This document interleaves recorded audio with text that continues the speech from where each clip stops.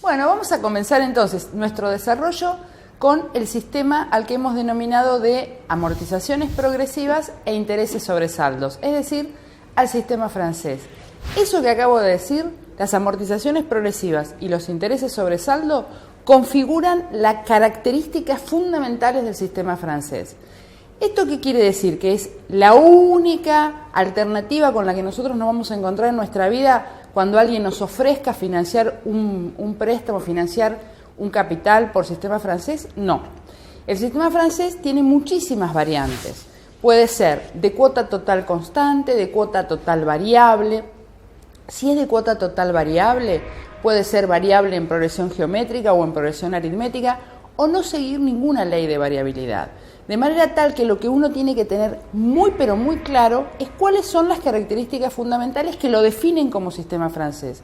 Y son las que dijimos antes, que las cuotas de capital sean progresivas y que las cuotas de intereses sean sobresaldos y por lo tanto decrecientes. Cuando ustedes dicen, esto es sistema francés, ¿cuál sería un ejemplo cotidiano con el que seguramente se enfrentan todo el tiempo sin pensar que es francés? Ustedes vieron que últimamente ha habido una importante promoción de créditos hipotecarios. Bueno, el financiamiento de créditos hipotecarios que está actualmente en plaza y que en general ha estado vigente con altibajos durante toda nuestra vida, ese crédito hipotecario se amortiza bajo las características del sistema francés. Ustedes podrán ver un cuadro que vamos a utilizar para todos los sistemas de reembolso. En ese cuadro, ustedes van a ver un capital de 100 unidades monetarias con un periodo de reembolso igual a 4 años, 4 meses, 4 bimestres, 4 unidades temporales que quieran. Son 4 periodos y a una tasa de interés del 10%. Con ese ejemplo que ustedes están viendo en esta tabla, nosotros vamos a analizar todos los sistemas de reembolso para ver cómo funcionan las distintas características y por ende los distintos costos financieros. Vamos a utilizar la modalidad de cuota constante. Cuando hablamos de cuota constante, hablamos de cuota constante pura del sistema, es decir, independiente de cualquier factor exógeno. De manera que veamos en ese cuadro, que es la primera cosa que uno observa. En el cuadro, el primer renglón, digamos, la primera fila, si estuviéramos en una tabla de Excel, que es lo que seguramente ustedes van a hacer mañana, nos está mostrando que la parte que corresponde a la parte alícuota del interés es el 10% del saldo inicial del préstamo. O sea, en el momento cero, o sea, en el momento de contratar la deuda, ¿cuál es el saldo inicial? 100 unidades monetarias. De manera que la primer cuota contendrá una cuota de intereses, una parte alícuota de intereses equivalente a ¿cuánto? Al 10% de 100. Ustedes observarán en ese mismo cuadro que luego, a partir del segundo periodo, la amortización irá creciendo. ¿Por qué? Porque el sistema francés, un reembolso de préstamos por sistema francés, como dijimos antes, es una operación financiera compleja. Ustedes ven una sucesión de pagos a lo largo del tiempo. En este caso, que es el que tomamos de ejemplo, 4 pagos a lo largo del tiempo. Es decir, que la cuota total que contendrá parte de capital y parte de intereses se calculará como el valor actual de una renta inmediata, una cosa que ustedes vieron en las unidades anteriores de nuestra carpeta. Como concepto previo a préstamo necesitamos recordar qué es una renta. Entonces, ustedes ven ahí que la columna que pertenece a las amortizaciones de capital va creciendo en los términos de la renta, es decir, en los términos de una progresión geométrica, y a su vez la columna que corresponde a los intereses va decreciendo en los mismos términos. Al final, ¿qué podemos observar? Que el total de la amortización corresponde a la deuda que habíamos tomado previamente, es decir, a las 100 unidades monetarias, y que si sumamos, la columna de la amortización suma 100. Efectivamente, hemos cumplido con el precepto de matar, extinguir la deuda en el tiempo, es decir, la hemos amortizado.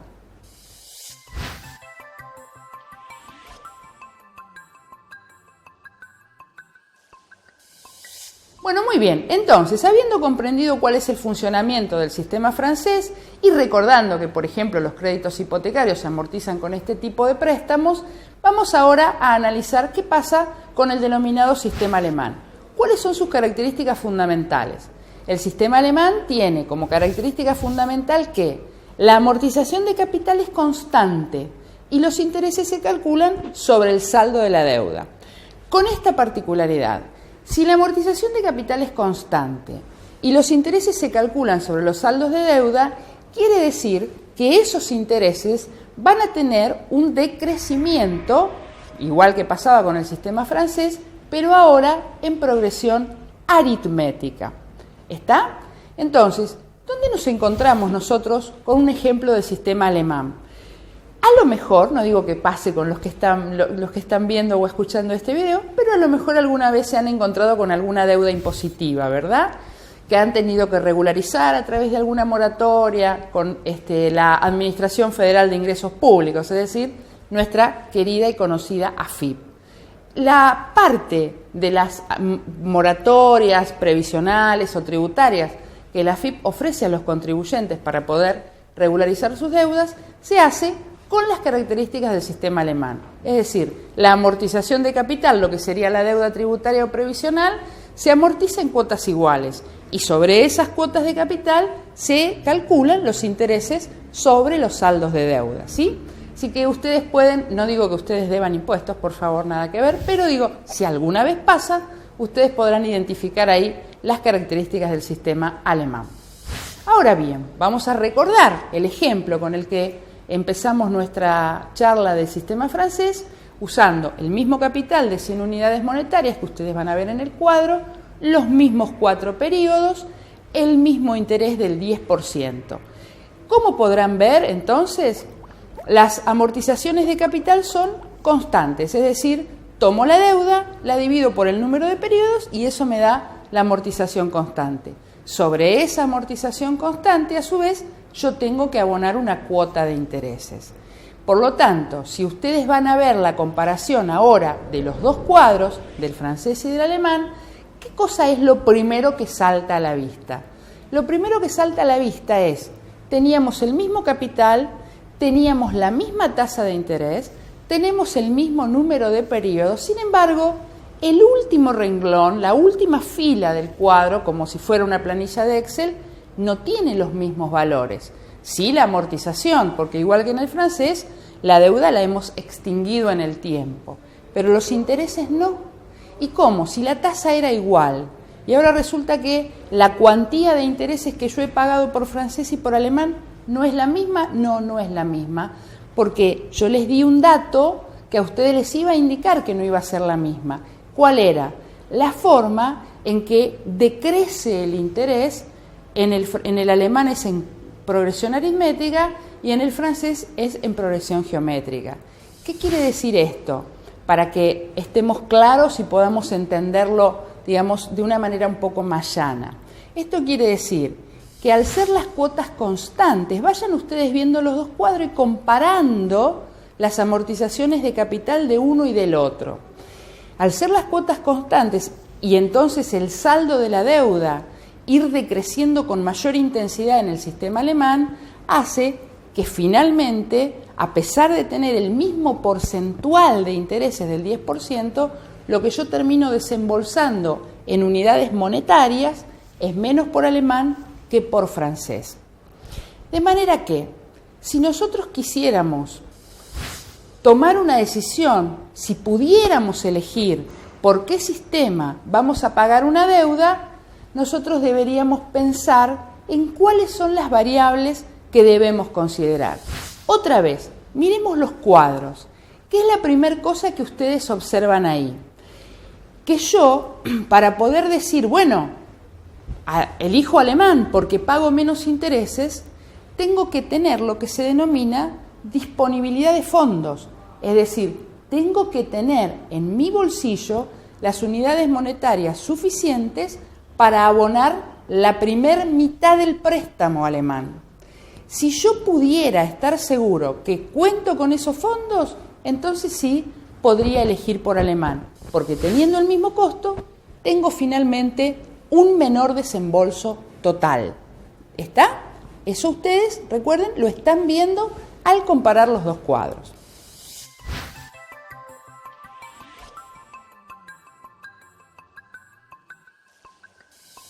Vamos ahora entonces a explicar qué es el sistema de reembolso conocido como americano. Como les dije antes, el sistema americano tiene una variante que es la constitución de un fondo de amortización. Pero primero vamos a ir por el sistema americano tradicional. El sistema americano tradicional tiene como características fundamentales que durante la vida útil del préstamo, durante el periodo previsto para el reembolso, de manera periódica se van abonando exclusivamente los intereses. Y en el último periodo vamos a ir a abonar conjuntamente con los intereses el capital adeudado. Ese sistema también se denomina bullet.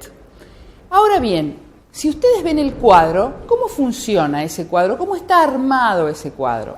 Ustedes ven que el capital original de la deuda se mantiene a lo largo de todos los periodos, es decir, no existe amortización salvo en el periodo N, es decir, en el último periodo que para nuestro ejemplo era 4.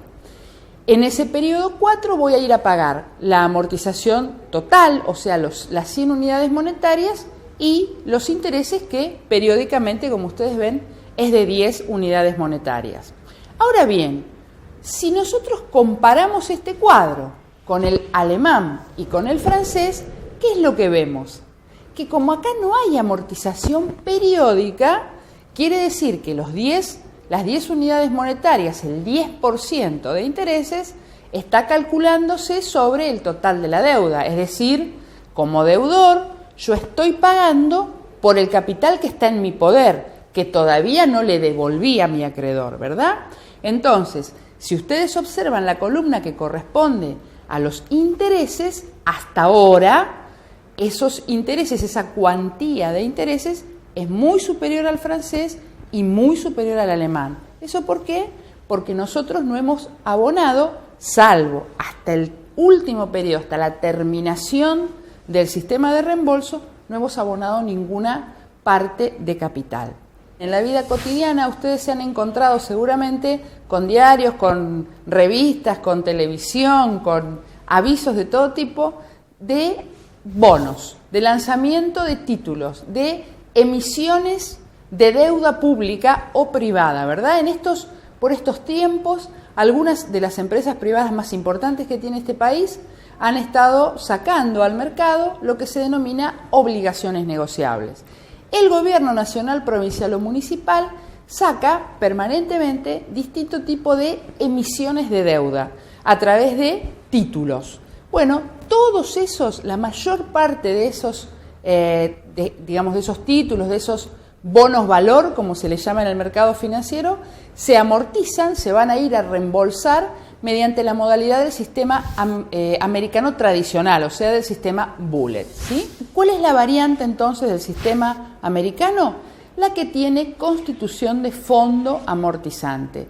También se denomina sinking fund. Ustedes lo habrán visto seguramente en la literatura, en nuestra carpeta de trabajo. Este sistema de reembolso, esta particularidad del sistema de reembolso americano o sinking fund también se denomina monto o reembolso de préstamo a doble tasa. ¿Qué significa a doble tasa? ¿No sería suficiente con una, que encima hay dos? Bueno, en realidad hay dos tasas. ¿Por qué? Porque hay lo que se denomina una tasa activa, que es la que yo le abono al acreedor, y hay una tasa pasiva, que es la que me van a pagar por esa constitución del fondo amortizante. ¿Esto qué quiere decir? Quiere decir que el deudor va a tener que garantizarle al acreedor que al finalizar el plazo previsto para el reembolso, él va a tener el dinero suficiente para devolverlo. Es un sistema de préstamos, el de monto a doble tasa o sinking fund, en donde a veces el acreedor fija como condición adicional al otorgamiento del préstamo la constitución del fondo. O bien, la constitución del fondo podría ser voluntaria para el deudor. Es decir, él, a los fines de ir armando su flujo de fondos, podría ir constituyendo un fondo amortizante para que en el último periodo, en el plazo previsto para la cancelación total de la deuda, tenga el dinero suficiente para amortizar, para extinguir su compromiso en el tiempo. Si ustedes ven el cuadro acá, recuerden que siempre estamos trabajando sobre el mismo capital, con el mismo plazo y la misma tasa, para que luego sean comparables. Si ustedes ven la conformación de ese cuadro, aparece una columna distinta a las que veníamos trabajando, que es ¿cuál? Es el fondo amortizante, y lo que ese fondo amortizante va ganando, o sea, el depósito que hace el deudor por un lado y los intereses que el fondo amortizante gana. Luego, sobre el final, ¿qué observamos?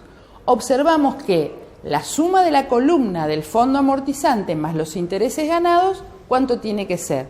Tiene que ser exactamente igual a la deuda, a nuestras 100 unidades monetarias, ¿verdad? Eso ustedes lo están viendo. Ahora, muy bien, ¿qué es lo que me diría el sentido común para una persona que por allá no domina totalmente el funcionamiento de este sistema de préstamo que ustedes están viendo en el ejemplo, en el cuadro? Si yo tengo una tasa que tengo que abonarle a mi acreedor del 10%, pero por el otro lado, por la constitución del fondo amortizante, me pagan el 5%, ahí aparecen las dos tasas. Quiere decir entonces que el costo financiero para mí sería mucho menor del 10%. Eso lo vamos a ver en un ratito.